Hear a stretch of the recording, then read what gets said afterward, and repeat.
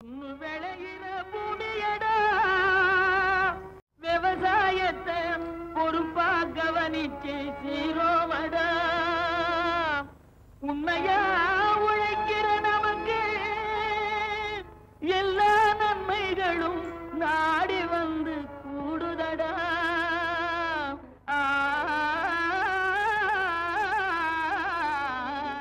மாத்தியோசிச்செங்க பகுதியில் இன்று திண்டுக்கல் மாவட்டம் கொடைக்கானல் தாலுகா பட்டிவீரப்பட்டியை சார்ந்த நவீன சாகுபடியாளர் திரு TVSN வீர அரசு கொடைக்கானல் மலைகளில் உள்ள தனது தோட்டத்தில் மிக நவீன முறையில் மத்திய அரசின் நாக்பூர் தோட்டத்தில் கிடைத்த கன்றுகளை மேலும் விரிவுபடுத்தி மாண்டில் என சொல்லக்கூடிய ஆரஞ்சு வகைகளை சாகுபடி செய்து வருகிறார். தானும் தனது மனைவியும் இணைந்து இந்த ஆரஞ்சு தோட்டத்தினை தனது உறவாகவே பாவித்து வருகின்றனர். ஆரஞ்சு மரங்களின் வளர்ப்பினையும் சிறப்பினையும் அவரிடம் கேட்டபோது,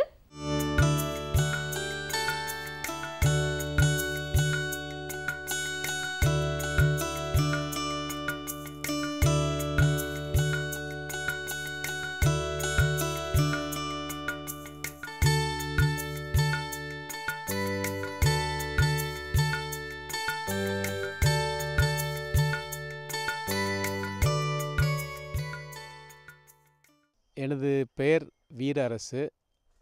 எனது துணைவியார் திருமதி லதா அரசு. நாம் ஆக்சுவலி நம்ம நின்று பார்த்து கொண்டிருக்க இடம் வந்து ஒரு ஆரஞ்சு தோட்டம் தாண்டிக்குடி கிராமத்தில் உள்ளது. கொடைக்கானல் தாலுகாவை சார்ந்தது. சுமார் 4350 அடி கடல் மட்டத்திற்கு மேல் உயரமான இடம்.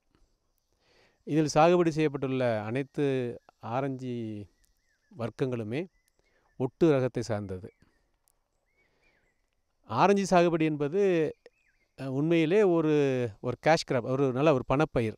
நாங்கள் இந்த விவசாயத்திலே ஓரளவுக்காக நாங்கள் முன்னேறி வந்திருக்கிறோம் என்றால் அதற்கு எங்களுக்கு உதவியது தோட்டக்கலைத்துறையின் மூலமாக சுமார் 15 ஆண்டுகளுக்கு முன்பாக எங்களை அழைத்து கொண்டு நாக்பூரில் உள்ள தேசிய ஆராய்ச்சி நிலையம் ஆரஞ்சுக்கு அழைத்து சென்று எங்களுக்கு வகுப்புகள் எடுத்தார்கள்.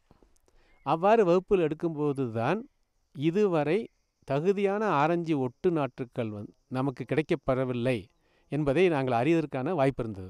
தரமான நாற்றுக்களை பெற்ற பிறகு 18 அடிக்கு 18 அடி வீதமாக ஏக்கர் ஒன்றுக்கு 100லிருந்து 110 நாற்றுக்கள் நடவு செய்ய முடிகிறது. ஆரஞ்சு மரம் என்பது ஆணிவேரினால் வாழக்கூடிய ஒரு பயிர் என்பதனால் எடுக்கக்கூடிய குழியானது ஆழம் 2 அடி குறையாது வைத்திருந்து அந்த குழியை முடிந்த அளவுக்கு நல்லா என்ரிச் பண்ணி, அதாவது எவ்வளவுக்கு அளவு தலைச்சத்து, மணிச்சத்து, சாம்பல் சத்து இயற்கை வழியில் கொடுக்க முடியுமோ அந்த அளவுக்கு கொடுக்கப்பட்டு புதிதாக அறிமுகப்படுத்தி உள்ள வேர்ம், சூடோமோனஸ், ட்ரைகோடர்மா போன்ற உயிர் அணுக்களை சேர்த்து தொழு உரம் இட்டு அடியுரம் அனைத்து நிரப்பப்பட்ட பிறகு நாற்று நடப்பட வேண்டும்.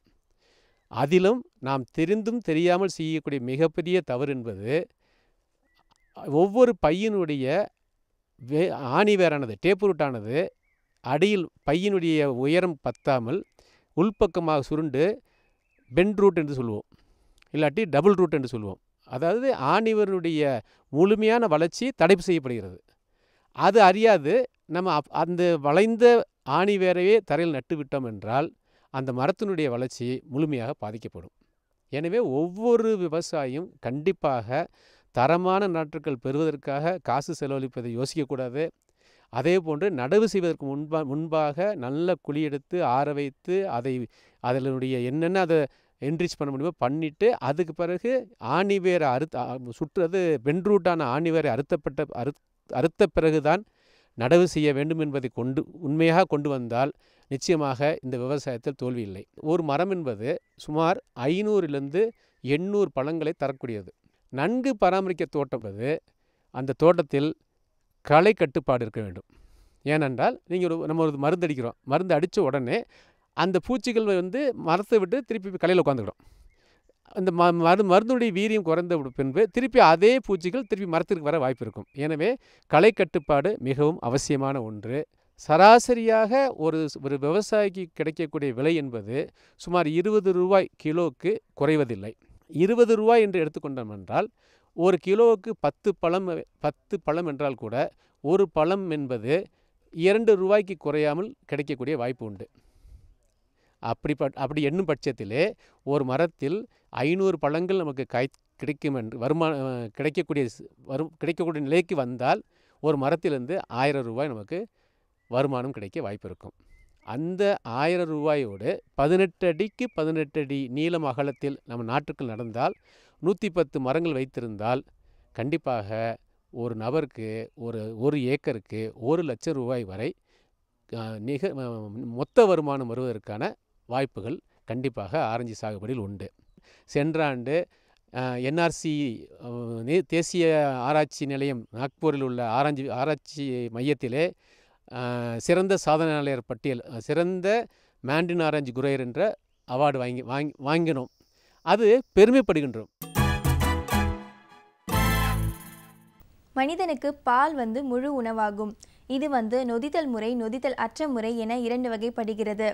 நொதித்தல் முறையில் பால் நாம் சுவையான இனிப்புகள் தயாரிப்பதற்கும் நெய் தயாரிப்பதற்கும் பயன்படுத்தப்படுகின்றது. இதில் புரோட்டீன்களை எடுத்து நாம் நூடுல்ஸ் செய்யலாம். அது மட்டும் இல்லாமல் பால் அதிக அளவு வெப்பத்தின் காரணமாக கெட்டுவிடுகிறது. இந்த திரிந்து போகிற நிலையில் இருக்கிற பாலில் சிறிதளவு ரசாயனங்கள் செயல்படுத்தி நாம் பன்னீர் தயாரிக்கலாம். இந்த பன்னீரை நாம் ஊரக தொழிலாகவும் செய்யலாம். அது மட்டும் இல்லாமல் பெண்களுக்கு இது நல்ல வேலை வாய்ப்பாகவும் பொருளாதார வருமானத்தை ஈட்டவும் முடியும். இப்பொழுது உபரி பாலில் பன்னீர் தயாரித்தல் குறித்து கொடுவள்ளி கால்நடை உணவு மற்றும் பால்வள தொழில்நுட்ப கல்லூரியின் பேராசிரியர் மற்றும் துறை தலைவர் முனிவர் டி. பாஸ்கரன் அவர்கள் விளக்கம் தருகிறார்.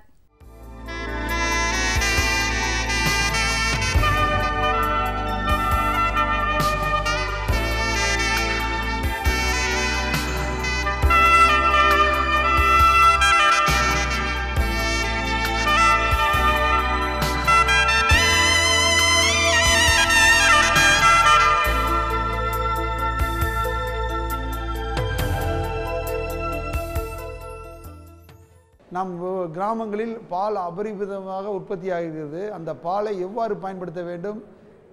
சில சமயங்களில் பாலை எடுத்து செல்லும் வாகனங்கள் வராத சூழ்நிலைகளில் அந்த பாலை வைத்துக்கொண்டு கிராம மக்கள் தவித்து கொண்டு இருக்கிறார்கள். அந்த பாலை எவ்வாறு அவர்கள் பணமாக மாற்றுவது, என்ன வகையான பால் பொருள்கள் ஆக மாற்றினால் அந்த பால் வகை பொருள் அந்த கிராம மக்களே உட்கொண்டு அவர்களுடைய ஊட்டச்சத்தை பெருக்கிக் கொள்ள வழிவகைகளாக இருக்கக்கூடிய ஒரு பால் பொருளான பன்னீர் தயாரிக்கும் தொழில்நுட்பத்தை உங்களுக்கு இப்பொழுது தெரிவிக்க உள்ளேன். இது தயாரிப்பது மிகவும் எளிதானது. உங்கள் கிராமத்தில் பால், பச்சை பால் கறந்து வைத்திருப்பீர்கள். 4 மணிக்கு பால் கறந்துருப்பீங்க, 11 மணி வரையும் பாலை எடுத்து செல்லும் வண்டி வர்றதில்லை. இல்லைனா உங்களுக்கு குளிரூட்டும் வசதி இருக்காது. அந்த மாதிரியான சூழ்நிலையில் உடனே நீங்கள் என்ன பண்ணோம், 11 மணி வரையும் பாருங்கள், கொஞ்சம் பால் எடுத்து சூடு பண்ணி பாருங்கள். பால் திரிகிற மாதிரி தெரிஞ்சுதான் உடனே அந்த பாலை சூடு பண்ணி திரியறதுக்கு முன்னாலேவே, அது திரிஞ்சிருச்சுன்னா ஒன்றும் பண்ண முடியாது, திரிகிறதுக்கு சமயம் வர்றதுக்கு முன்னாலே அந்த பாலை முழுமையாக சூடு பண்ணணும். அது இப்போ நான் ஒரு 20 லிட்டர் பால் எடுத்துக்கிறேன். இந்த 20 லிட்டர் பாலை நல்லா சூடு பண்ணி கொதித்து வந்த உடனே அதை நம்ம வெப்பநிலையிலிருந்து கீழே இறக்கி வச்சிடணும். சூடு பண்ணுறதுலேருந்து இறக்கி கீழே வச்சுட்டு ஒரு 5 நிமிடங்கள் கழித்து அந்த 20 லிட்டர் பாலில் எலுமிச்சை உப்பு என்று சொல்லக்கூடிய ஒரு வெள்ளை நிறமான ஒரு கற்கள் இப்போ எல்லா பலசரக்கு கடையிலும் கிடைக்குது. அந்த எலுமிச்சை உப்பை 1 லிட்டர் பாலுக்கு 2 கிராம் என்ற அளவிலே கலந்து இந்த பாலை திரிய வைக்கணும். இதுக்கு ஒரு 4 லிட்டர் தண்ணீரில் 40 கிராம் எலுமிச்சை உப்பை கலந்தீங்கன்னா அது கரைசல் ரெடி ஆயிடுச்சு. இதான் பாலை திரிய வைக்கக்கூடிய ஒரு பொருள் நம்ம இந்த பாலில் கலக்க போகிறோம். அப்படியே ஊற்றி விடாமல் கொஞ்சம் கொஞ்சமாக ஊற்றணும். ஊற்றி கிண்டிக்கிட்டே வந்தீங்கன்னா பால் நல்ல திரளாக அது துகள் துகளாக தெரிஞ்சிச்சுன்னா நீங்கள் வடிகட்டும் போது எல்லாமே வெளியே போயிடும். அப்படி போகாமல் இருக்க அது சூடு ரொம்ப ஆற வச்சிட்டிங்கன்னா போட்டிங்கன்னா ரொம்ப துகளாக வந்துடும். அதை நீங்கள் வடிகட்டினாலும் உங்களால் அதை வடிகட்டி எடுத்து அதை பயன்படுத்த முடியாத சூழ்நிலை ஏற்பட்டுவிடும். அதனால் அது பாலமாக நல்லா திரிஞ்சு மேலே வரும், கீழேயும் படிஞ்சிடும். அப்போ அந்த ஊநீர் தனியாக பிரியும். ஊநீர் ஒரு மஞ்சள் வெளிர் மஞ்சள் நிறத்தில் இருக்கும். அது பால் நிறத்தில் இருந்தால் நீங்கள் செய்த ப்ராசஸ் அந்த இது தவறானதாக நாம் கருதி கொள்ள வேண்டும். அடுத்த தடவை செய்யும்பொழுது அது எப்படி இன்னும் தெளிவான முறையில் செய்ய வேண்டும் என்று உங்களுடைய திட்டத்தை மாற்றி இல்லைனா தொழில் ஆலோசகர்களை அணுகி இல்லைனா கால்நடை ஆராய்ச்சி மையங்கள் மாவட்ட அளவில் இருக்கின்றன. அங்கே சென்று இதனுடைய விளக்கத்தை கேட்டு அறிந்து மீண்டும் அடுத்த நாள் வருங்காலங்களில் தயார் பண்ண வேண்டும். இல்லாவிடில் பாலில் வந்து அதிகமாக பிரிஞ்சு ஊனியில் போயிடும். வர்ற பன்னீருமே கெட்டியாக வந்து நீங்கள் ப்ரெஸ் அதை அழுத்தி நம்ம அழுத்தம் கொடுத்து தண்ணீரை வெளியேற்றும் பொழுது அது கெட்டியாக வந்து அதை கட் பண்ணுற மாதிரி வராது. இப்போ நீங்கள் தெரிஞ்சதுக்கப்புறம் உடனடியாக என்ன பண்ணும், உங்கள் கிராமங்களில் பிரம்பு கூட இருக்கும், சோறு வடிக்க வச்சுருப்பீங்க. அதில் வந்து ஒரு துணி மஸ்லின் கிளாத், அதாவது ரொம்ப வடிகட்டக்கூடிய ஒரு துணியை வைத்து அதில் வந்து சுத்தமாக தண்ணீரெல்லாம் வடிகட்டிட்டு அந்த திரண்டு வந்து உள்ள பால் ஆடை கட்டியை மட்டும் எடுத்து அதை வந்து அப்படியே அந்த துணியில் கட்டி மேலே முடிச்சு போட்டு உங்கள் ஊரில் அம்மிக்கல் உரல்லாம் இருக்கும், அந்த உரலில் கீழே வச்சு ரவுண்டு கல் வட்ட வடிவில் இருக்கும், சதுர வடிவில் கல் இருக்கும். இல்லைன்னா அவசரத்துக்கு தேவையானதோ அம்மிக்கல்லே பயன்படுத்தலாம். அந்த அம்மிக்கல்ல மேலே கீழே வச்சுட்டு அதுக்கு மேலே வந்து வெயிட் ஏற்றணும். 20 லிட்டர் பாலில் தயார் பண்ணியிருக்கோம். இது எருமை பாலாக இருந்தால் 5 லிட்டருக்கு 1 கிலோ பன்னீர் வரும். பசும்பாலாக இருந்தால் 8 கிலோவுக்கு 8 லிட்டர் பாலுக்கு 1 கிலோ வரும்.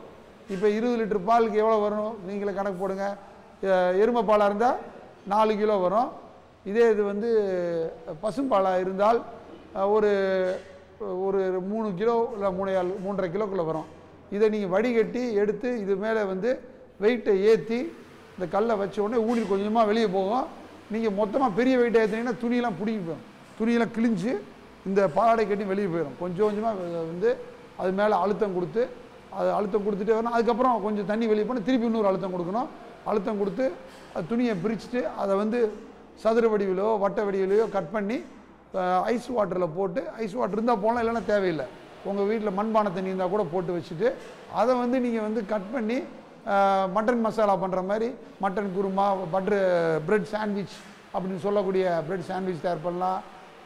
இது பக்கோடா, பன்னீர் பக்கோடா தயார் பண்ணலாம், பன்னீர் பஜ்ஜி தயார் பண்ணலாம், பன்னீர் போண்டா தயார் பண்ணலாம். இந்த மாதிரி பல வகையான பொருட்கள் செய்து உங்களுடைய ஆரோக்கியத்தை முன்னேற்றிக்கலாம். இரண்டாவது, உங்களுடைய கிராமங்களில் உங்கள் வீட்டில் வந்து விருந்தாளி வந்துட்டாலோ இந்த பன்னீரை பயன்படுத்தி அவங்களுக்கு ஏதாவது ஒரு டிஷ், புது வகையான ஒரு உணவுப் பொருள் தயார் பண்ணி கொடுத்து அது மூலமாக அவங்கள வந்து நல்லா சந்தோஷப்படுத்தலாம். இதனால் கிராமப்புற பொருளாதாரம் வளரும், ஊட்டச்சத்து விகிதாச்சாரம் வளரும், புரத பஞ்சம் தீரும் என்று தெரிவித்துக் கொண்டு என் உரையை முடித்துக் கொள்கிறேன். உங்களது விமர்சனங்களும் கருத்துக்களும் வரவேற்கப்படுகின்றன. எங்களது மின்னஞ்சல் முகவரி ddagri05chennai@gmail.com. மீண்டும் நாளைய பொன் விளையும் பூமி நிகழ்ச்சியில் சந்திப்போம். நன்றி, வணக்கம்.